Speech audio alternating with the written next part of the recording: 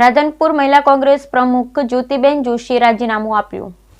રાધનપુર શહેર મહિલા કોંગ્રેસ પ્રમુખ જ્યોતિબેન જોશીનું રાજીનામું. પાટણ જિલ્લાના રાધનપુરમાં કોંગ્રેસની કારમી હાર બાદ રાધનપુર શહેર કોંગ્રેસ પ્રમુખ વિષ્ણુદાન ઝુલાએ પ્રમુખ પદેથી રાજીનામું આપ્યું હતું. જે બાદ હવે રાધનપુર શહેરમાં મહિલા કોંગ્રેસ પ્રમુખનું ફરી વધુ એક રાજીનામું.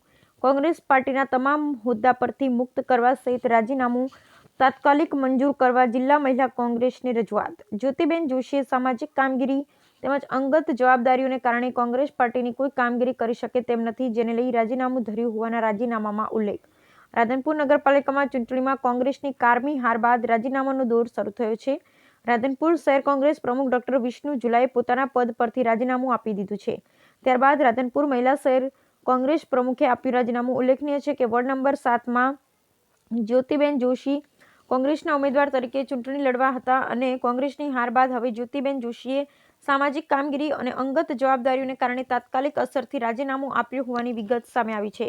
આ સાથે જ હવે રાધનપુરમાં કોંગ્રેસની હાર બાદ એક પછી એક રાજીનામાનો દોર શરૂ થતા અને પદ છોડી રહ્યા છે, ત્યારે પાલિકાની ચૂંટણી બાદ પણ રાધનપુરનું રાજકારણ ગરમાયું. Bureau report Anil Ramanuj.